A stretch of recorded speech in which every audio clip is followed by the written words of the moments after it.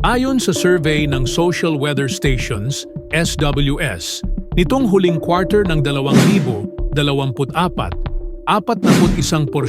ng mga Pilipino ang sumang-ayon sa mga impeachment complaints laban kay Vice President Sara Duterte, habang 35% ang tutol at 19% naman ang undecided.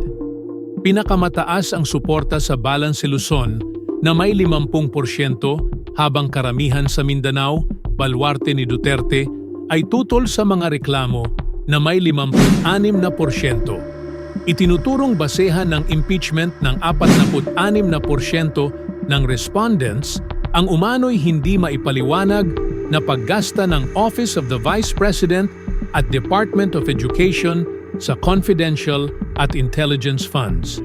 Kasama rin dito ang mga aligasyon ng ill-gotten wealth, banta sa buhay ng mga opisyal, at pagkakasangkot sa extrajudicial killings. 3 impeachment complaints na ang naihain laban kay Duterte at kasalukuyang inaasikaso ang ika-4 na reklamo.